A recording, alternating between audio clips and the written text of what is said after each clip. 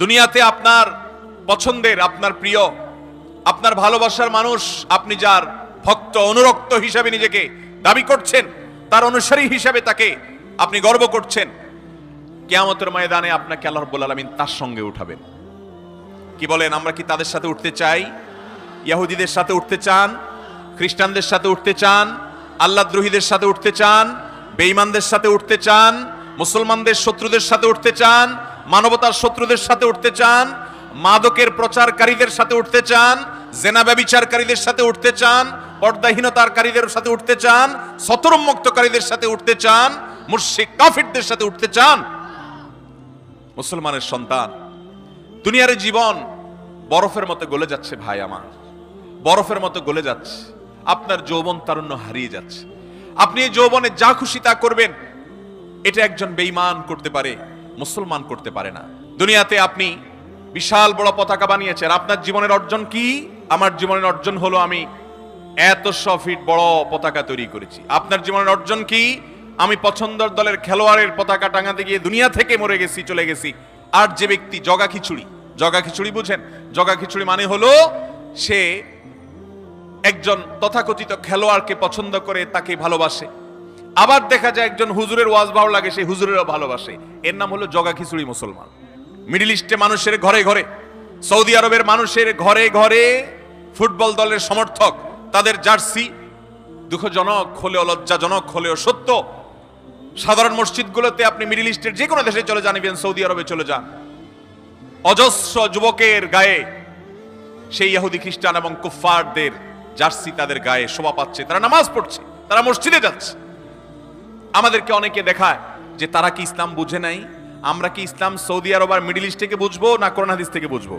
আমাদের অসংখ্য মুসলমান নামধারী ভাই বোনেরা আমাদের এই প্রিয় স্বদেশে, আমাদের এই প্রিয় মাতৃভূমিতে, গোটা পৃথিবীতে ছড়িয়ে ছিটিয়ে থাকা মুসলমানরা দলে দলে পঙ্গপালের মতো ঝাঁপিয়ে পড়ছে শয়তানের সেই ফাঁদের দিকে। আর সেই ফাঁদের নাম আর কিছু নয়, বিশ্বকাপ নামক বিশ্ব বেহায়াপনা। মুহতারাম হাজরিন, আল্লাহ রাব্বুল আলামিন আমাদেরকে যে বিবেক দিয়েছেন, সেই বিবেকের কাছে আপনি প্রশ্ন করুন।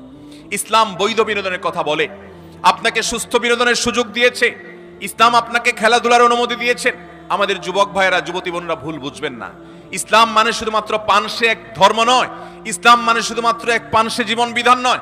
ইসলাম এমন এক পূর্ণাঙ্গ বিধান, এখানে রয়েছে আল্লাহর আনুগত্য, এখানে রয়েছে আল্লাহর গোলামি, এখানে রয়েছে আখিরাতের প্রতি বিশ্বাস, এখানে রয়েছে বিবেচনাবোধ, এখানে রয়েছে মানবিক আচরণ, এখানে রয়েছে আপনার বিনোদন, এখানে রয়েছে আপনার খেলাধুলা, এখানে রয়েছে আপনার শরীর চর্চা। এখানে সবকিছুর ব্যবস্থা আল্লাহ রাব্বুল আলামিন রেখেছেন। মুহতারাম হাজরিন, ইসলাম যে খেলাধুলার কথা বলে, সেই খেলাধুলা আমাদের মধ্যে আমাদের মানসিকভাবে আমাদেরকে চাঙ্গা হতে সহযোগিতা করে, আমাদের শারীরিক স্থূলতা কমাতে সাহায্য করে। ইসলাম বলে শারীরিক কসরত হয়, সেরকম খেলাধুলা করেন। দৌড়াদৌড়ির প্রতিযোগিতা করেন, বিভিন্ন ধরনের শারীরিক কসরত হয়, এরকম খেলাধুলা করেন।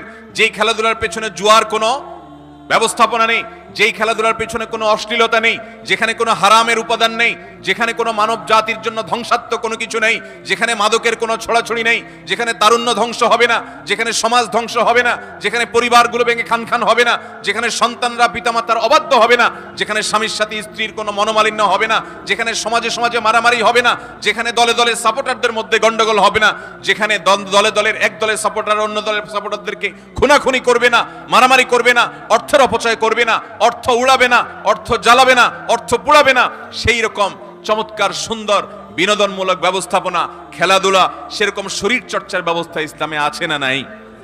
মুহতারাম হাজরিন, ইসলামের সেই সুমহান জীবন বিধান রেখে আজ আমরা কোথায় ছুটছি, কাদের পেছনে ছুটছি? আপনি যাদের সাপোর্ট করছেন, কিয়ামতের ময়দানে যদি তাদের সামনে আপনাকে একত্রিত করা হয়, তাদের সামনে যদি আপনাকে ওঠানো হয়, আপনি খুশি হবেন? নবী করিম সাল্লাল্লাহু আলাইহি সাল্লাম বলেছেন, আলমারউ মা মান আহাব। দুনিয়াতে আপনার পছন্দের, আপনার প্রিয়, আপনার ভালোবাসার মানুষ, আপনি যার ভক্ত অনুরক্ত হিসাবে নিজেকে দাবি করছেন, তার অনুসারী হিসাবে তাকে আপনি গর্ব করছেন, কিয়ামতের ময়দানে আপনাকে আল্লাহ রাব্বুল আলামিন তার সঙ্গে উঠাবেন। কি বলেন, আমরা কি তাদের সাথে উঠতে চাই? ইহুদিদের সাথে উঠতে চান? খ্রিস্টানদের সাথে উঠতে চান? আল্লাহদ্রোহীদের সাথে উঠতে চান? বেঈমানদের সাথে উঠতে চান? মুসলমানদের শত্রুদের সাথে উঠতে চান? মানবতার শত্রুদের সাথে উঠতে চান?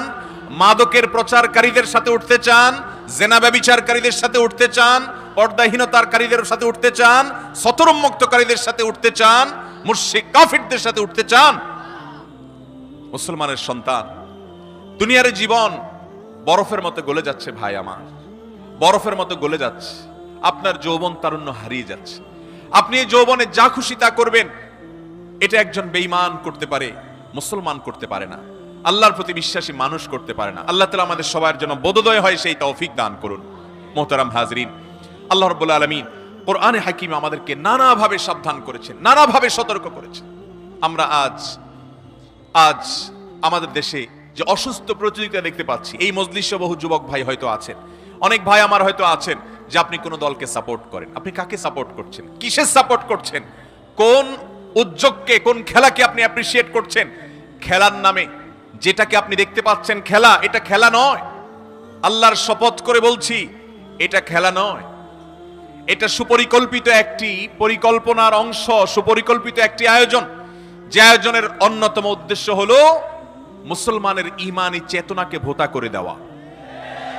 যে পরিকল্পনার অন্যতম আয়োজন হলো আপনার আখিরাতকে ভুলিয়ে দেওয়া।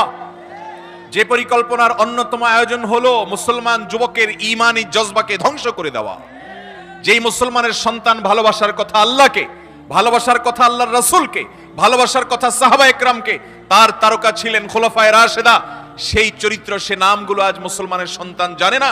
তাদেরকে জপানো হয় মুশরিকদের নাম, ইহুদি খ্রিস্টানদের নাম, আল্লাহর দুশমনদের নাম, মুসলমানদের বিরুদ্ধে যারা করে সেই বিরোধিতাকারীদের নাম, ফিলিস্তিনের রক্তকে হালাল মনে করে যারা, তাদের নামগুলোকে আজ মুসলমানদেরকে প্রিয় করে দেওয়ার জন্য খেলার মোড়কে এই মহা ষড়যন্ত্রের আয়োজন গোটা বিশ্বব্যাপী করেছে ইবলিসীয় সভ্যতা, ইবলিসীয় সংস্কৃতি, যেটা আমাদের বেশিরভাগ ভাই বোনরা আঁচও করছেন না, বুঝতেও পারছেন না।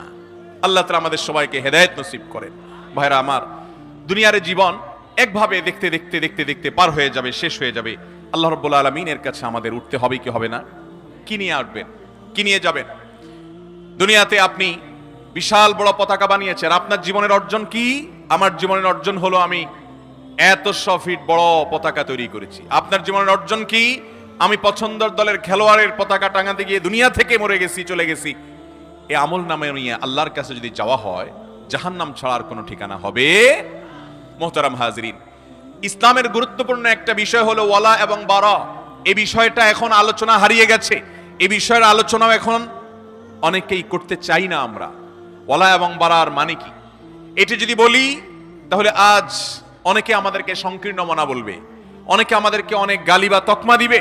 অথচ ইসলামের এই সত্য বাণী, এই সত্য নির্দেশনা আপনাদের কাছে পৌঁছানো আমাদের দায়িত্ব, এটা আমানত। আমি আমার দায়িত্ব পালন করার অর্থে বলতে চাই, ইসলামের গুরুত্বপূর্ণ একটা বিষয় হলো, ঈমানের গুরুত্বপূর্ণ একটা পার্ট হলো ওয়ালা এবং বারা থাকতে হবে মুসলমানের মধ্যে। ওয়ালা মানে হলো মুসলমান কাউকে ভালোবাসবে কার খাতিরে? আল্লাহর খাতিরে। কাউকে শত্রুতা করবে, বিদ্বেষ করবে, অপছন্দ করবে, ঘৃণা করবে কার খাতিরে? আপনি যাকে আজ ভালোবাসছেন অথচ তার মধ্যে আল্লাহর আনুগত্য নাই, আল্লাহর প্রতি ঈমান নাই, আল্লাহর বিরুদ্ধাচরণ আছে, আল্লাহর গোলামদের বিরুদ্ধাচরণ আছে, আল্লাহর দ্বীনের বিরুদ্ধাচরণ আছে, আল্লাহর নবীর বিরুদ্ধাচরণ আছে, সেই ব্যক্তিকে মুসলমান কখনো পছন্দ করা, ভালোবাসার কোনো সুযোগ ইসলামে। নবী করিম সাল্লাল্লাহু আলাইহি ওয়াসাল্লাম বলেছেন, মান আহাব্বা লিল্লাহ ওয়া আবগাদা লিল্লাহ ওয়া আতা লিল্লাহ ওয়া মানাআ লিল্লাহ ফাকাদ ইসতাকমালাল ঈমান। যে ব্যক্তি আল্লাহর জন্য ভালোবাসে, আল্লাহর জন্য শত্রুতা এবং বিদ্বেষ লালন করে, অপছন্দ করে, ঘৃণা করে, আল্লাহর জন্য কাউকে দেয়, আল্লাহর জন্য দেওয়া থেকে বিরত থাকে, এই ব্যক্তির ঈমান পূর্ণাঙ্গ হয়ে গেল। আর যে ব্যক্তি জগা খিচুড়ি, জগা খিচুড়ি বুঝেন? জগা খিচুড়ি মানে হলো সে একজন তথাকথিত খেলোয়াড়কে পছন্দ করে, তাকে ভালোবাসে, আবার দেখা যায় একজন হুজুরের ওয়াজ ভালো লাগে, সে হুজুরেরও ভালোবাসে, এর নাম হলো জগা খিচুড়ি মুসলমান। এর নাম কি মুসলমান ভাই? জগা খিচুড়ি মুসলমান। এই জগা খিচুড়ি মুসলমানের জন্য আল্লাহ জান্নাত তৈরি করেন। জান্নাত তৈরি করেছেন ওই মুসলমানের জন্য যেই মুসলমান নিজেকে পিওর মুসলমান হিসেবে দাবি করতে পেরেছে, প্রমাণ করতে পেরেছে। আল্লাহ রাব্বুল আলামিন আমাদের দেশের সকল মুসলমান ভাই বোনের ঈমানকে, আমলকে হেফাজত করুন। আমাদের সামনে অনেকে দলিল পেশ করেন, যুক্তি পেশ করেন, বলেন ভাই আরব বিশ্বের মানুষরা কি ইসলাম বুঝে না? মিডল ইস্টে মানুষের ঘরে ঘরে, সৌদি আরবের মানুষের ঘরে ঘরে ফুটবল দলের সমর্থক, তাদের জার্সি, দুঃখজনক হলেও লজ্জাজনক হলেও সত্য, সাধারণ মসজিদগুলোতে আপনি মিডল ইস্টের যে কোনো দেশে চলে যান, ইভেন সৌদি আরবে চলে যান, অজস্র যুবকের গায়ে সেই ইহুদি খ্রিস্টান এবং কুফফারদের জার্সি তাদের গায়ে শোভা পাচ্ছে। তারা নামাজ পড়ছে, তারা মসজিদে যাচ্ছে। আমাদেরকে অনেকে দেখায় যে তারা কি ইসলাম বুঝে নাই। আমরা কি ইসলাম সৌদি আরব আর মিডল ইস্ট থেকে বুঝবো না কোরআন হাদিস থেকে বুঝবো? আমাদের আদর্শ কি মিডল ইস্ট না কোরআন হাদিস? ইসলাম মানে কি মধ্যপ্রাচ্য না কোরআন হাদিস? কোরআন হাদিসের বাইরে যদি মধ্যপ্রাচ্য নয় গোটা পৃথিবীর সব মানুষে চলে যায়, একজন মুসলমান কখনো কোরআন হাদিসের বাইরে যেতে পারে? ভাইরা আমার, আমরা আমাদের যে জীবনটাকে ব্যয় করছি মনে হচ্ছে আল্লাহর কাছে কোনো জবাবদিহি করতে হবে না। আল্লাহ বলেছেন, আফাহাসিবতুম আন্নামা খালাকনাকুম আবাসা ওয়া আন্নাকুম ইলাইনা লা তুরজাউন। তোমরা কি মনে করেছো যে তোমাদেরকে আল্লাহ তাআলা এমনি এমনি সৃষ্টি করেছেন? আল্লাহ বলেছেন, আমি এমনি এমনি সৃষ্টি করেছি, অযথা সৃষ্টি করেছি, তুমি যা খুশি তা করে চলে আসবে আর হাসতে হাসতে জান্নাতে চলে যাবে, এমনটি মনে করেছো? তোমাদেরকে আমার কাছে ফিরে আসতে হবে, ফিরে আসতে হবে। ইন্না লিল্লাহ, নিশ্চয়ই আমরা সকলেই আল্লাহর সৃষ্টি, আল্লাহর গোলাম। ওয়া ইন্না ইলাইহি রাজিউন, আর আমাদের সবাইকে ফিরে যেতে হবে কার কাছে ভাই? আল্লাহর কাছে যেতে হবে। জীবনের প্রতিটি কর্ম, প্রতিটি ছোট বড় কর্ম হয় মিজানে নেকামল হিসাবে গণ্য হবে আর না হলে বদামল হিসাবে গণ্য হবে। আজ পৃথিবীতে যে ফিতনা আমরা দেখতে পাচ্ছি খেলার নামে, কিয়ামত যত নিকটবর্তী হবে, আমাদের পরবর্তী জেনারেশন যারা আসবে তাদের সামনে এরকম আরো চটকদার, আরো নানান মুখরোচক অনেক আয়োজন আসবে। এই আয়োজনগুলো সব শয়তানের বিছানো জাল। আল্লাহর কসম করে বলছি ভাইরা, এগুলো শয়তানের বিছানো জাল। এই জাল দিয়ে সে আপনাকে আমাকে হরণ করে নিয়ে যাচ্ছে, আপনার আমার ঈমানকে নষ্ট করছে, আমাদেরকে সে শিকার করছে, জান্নাতের পথযাত্রীকে সরিয়ে জাহান্নামের পথের দিকে নিয়ে যাচ্ছে। সময় হয়নি এখনো তওবা করার? তওবা করবো তো ইনশাআল্লাহ, তওবা করবো তো ইনশাআল্লাহ। আমরা প্রত্যেকে একজন যুবক ভাইকে অন্তত বুঝাবো, এই মজলিসে যারা আছি একজন যুবককে, একজন পরিচিত আমাদের মাহারাম বোনদের কাউকে আমরা বুঝাবো যে তোমার ভালোবাসা এত সস্তা নয়। ও মুসলমানের সন্তান, তোমার ভালোবাসা এত সস্তা না যে তুমি কোনো কাফিরকে তোমার ভালোবাসা দিয়ে দিবে, তুমি কোনো ভিনদেশী মানুষের পতাকার জন্য লক্ষ লক্ষ টাকা উড়াবে। এমন দেশে, যে দেশে মানুষ টাকার অভাবে চিকিৎসা করাতে এখনো পারে না, যে দেশে বহু মানুষ টাকার অভাবে নিজের সন্তানের মুখে খাবার তুলে দিতে পারে না, যে দেশে মানুষ টাকার অভাবে বাবা মায়ের লাশ হাসপাতাল থেকে ছাড়াতে পারে না, সেই দেশে বসবাস করে কোথাকার কোন দেশের মানুষের জন্য লক্ষ লক্ষ কোটি কোটি টাকা ব্যয় করা হবে, তুমি সেই কাতারে শামিল হতে হবে। মুসলমান তো পরের কথা, ন্যূনতম যুক্তিবাদী, ন্যূনতম বিবেকবান মানুষ কখনো এই কাজ করতে পারে? আমরা সবাইকে বোঝানোর চেষ্টা করব না ইনশাআল্লাহ? আমাদের একজন ভাইকে অন্তত যদি আমরা ফেরাতে পারি, এটি আমার আখিরাতে নাজাতের একটি মাধ্যম হতে হবে, একটি উপকার হতে পারে তার, এর মাধ্যমে জান্নাতে যাওয়ার পথ আমার সুগম হতে পারে, একটা কদম আমি হয়তো আগাতে পারি। চেষ্টা করব না ইনশাআল্লাহ? আল্লাহ তাআলা আপনাকে, আমাকে, আমাদের দেশের সমস্ত মানুষকে, গোটা দুনিয়ার মুসলমানদেরকে সব ধরনের শয়তানের ষড়যন্ত্র থেকে বেঁচে থাকার তৌফিক দান করুন। মোহতারাম হাজরিন, এই খেলার নামে যে তামাশা চলছে, খেলার নামে যে ষড়যন্ত্র চলছে, এখানে আমাদের আবেগগুলো হলো পুঁজি। আমাদের আবেগগুলো কি ভাই? পুঁজি। এই পুঁজি দিয়ে ব্যবসা করছে কারা? গোটা দুনিয়ার পুঁজিপতিরা, গোটা দুনিয়ার ইহুদি খ্রিস্টানেরা, গোটা দুনিয়ার বড় বড় ব্যবসায়ীরা, ব্যবসা প্রতিষ্ঠানের মালিকেরা, তারা ব্যবসা করছে। তাদের এখানে million million billion billion trillion ডলারের ইনকাম এবং উপার্জন এবং বিজনেস এখানে আছে। পুঁজি হলো আপনার আমার সস্তা আবেগ। কোন দল হারলেও আপনার কোনো কিছু আসে যায় না, জিতলেও আপনার চুল পরিমাণ কোনো উপকার নাকি হয়? আপনাদের উপকার হয়? আপনার পছন্দের দল দিলে, আপনার জিতলে আপনার কোনো উপকার হয়? হারলে আপনার কোনো ক্ষতি হয়? যে খেলোয়াড়ের জন্য আপনি কাঁদছেন হেরে গেছে দেখে, ও হেরে যাওয়ার পরও অনেক টাকা পাবে, আপনি কয় টাকা পাইলেন? কথা বুঝেন নাই? ও হেরে গেলেও টাকা পাবে, আপনি হেরে গেলে কয় টাকা পাবেন? ও যদি জিতে যায় সে বহু টাকা পাবে, আপনি কি পেলেন? আপনার কোনো প্রাপ্তি আছে? ইমানদার তার প্রতিটি কাজে হয় সেখানে আখিরাতের কোনো কল্যাণ খুঁজবে, আর না হলে দুনিয়ার কোনো কল্যাণ। যেই কাজে দুনিয়ারও কোনো উপকার নাই, আখিরাতের কোনো উপকার নাই, সে কাজ কখনো মুসলমান করতে পারে? অতএব ভাইরা আমার, আমরা একজন মুসলমান হিসাবে আজ দীপ্ত কণ্ঠে শপথ করতে হবে। আমি জানি আমাদের কয়েকটা মানুষের শপথে গোটা দেশের পট হয়তো পরিবর্তিত হবে না, গোটা দেশের চেহারা হয়তো ঠিক হয়ে যাবে না, গোটা দেশে অন্যান্য ভিনদেশি মানুষদের পতাকায় সয়লাভ হওয়ার এই নোংরা দৃষ্টান্ত হয়তো থেমে যাবে না, কিন্তু শুরুটা তো আমরা করতে পারি। কি বলেন? শুরুটা আমরা করতে পারি না ইনশাআল্লাহ? আমি আজ এই ইসলামী সম্মেলন থেকে আপনাদের কাছে উদাত্ত আহ্বান করতে চাই, আল্লাহর ওয়াস্তে আসুন একজন বিপদগামী মানুষকে অন্তত বোঝাবার চেষ্টা করুন যে ভাই, তোমারে আবেগ এত সস্তা হয়ে গেল, তোমারে ভালোবাসা এত সস্তা হয়ে গেল, যার তার জন্য তুমি সেটা নিবেদন করবে। তোমারে পয়সা এত অর্থহীন হয়ে গেল, তোমারে পয়সা দিয়ে তুমি নিজে কিছু কিনে খাও, তুমি একটা জামা বানাও, তোমার পরিবারের মুখে খাবার তুলে দাও, তোমার বন্ধু বান্ধবকে তুমি দান করো, তোমার প্রতিবেশীকে দান করো। মুসলমান তো পরের কথা বটেই, অমুসলমানকেও দান করো, মানুষ তো বটেই, পশুকেও দান করো। এর মাধ্যমেও তোমার নেক আমলের পাল্লায় আল্লাহ রাব্বুল আলামিন সওয়াব উঠাবেন, তোমার আমল নামা আল্লাহ তাআলা সওয়াব লিখবেন। কিন্তু যেই টাকা দিয়ে তুমি পতাকা বানালে, যেই টাকা দিয়ে তুমি জার্সি কিনলে, যেই পতাকা দিয়ে তুমি তোমার বাড়িকে রাঙালে, ব্রিজ রাঙালে, যেটা দিয়ে তুমি টাঙ্গাতে গিয়ে মৃত্যুবরণ করলে, মা বাবার অবাধ্য হলে, অর্থ সম্পদ নষ্ট করলে, দেশের সম্পদ নষ্ট করলে, সেটাকে কোনো মুসলমান, কোনো বিবেকবান মানুষ অ্যাপ্রিশিয়েট করতে পারে? মোহতারাম হাজরিন, অতএব আমরা নিজেরা সতর্ক হব আর মানুষকে সতর্ক করব ইনশাআল্লাহ। চেষ্টা করব না ইনশাআল্লাহ? আল্লাহ আপনি আমাদের সবাইকে এই হারাম উন্মাদনা থেকে বেঁচে থাকার তৌফিক দান করুন, হারাম এই উন্মাদনা থেকে বেঁচে থাকার তৌফিক দান করুন। ও আরশে আজিমের মালিক, কিয়ামত নিকটবর্তী হয়ে গেছে, আমাদের যুবক যুবতী ভাই বোনদের ঈমান নিয়ে শয়তান ছিনিমিনি খেলছে, এক এক আসর আনছে, এক এক আয়োজন আনছে, দাজ্জালীয় দুনিয়া আমাদের সে সমস্ত আয়োজন দিয়ে আমাদেরকে এই ষড়যন্ত্রের জাল দিয়ে শিকার করে করে জাহান্নামের দিকে নিয়ে যাচ্ছে। আপনি আমাদেরকে হেফাজত করুন মালিক, আপনি আমাদের ঈমানকে হেফাজত করুন মালিক। কিয়ামতের আগেই দুনিয়াতেই মানুষ ঈমান হারা হওয়ার যে হিড়িক হবে, নবী করিম সাল্লাল্লাহু আলাইহি সাল্লাম বলেছেন একটা সময় আসবে যখন ইউসবিহুর রাজুলু মুমিনা ওয়া ইউমসি কাফিরা, সকালে মানুষ ঈমানদার থাকবে, বিকালে ঈমান হারা হবে, অথবা বিকালে ঈমানদার হবে, সকালে ঈমান হারা হয়ে যাবে, কচুর পাতার মতো পানি হয়ে যাবে মানুষের। ভাইরা আমার, আল্লাহর শপথ করে বলছি, সে সময়টা এসে গেছে, সে সময়টা এসে গেছে।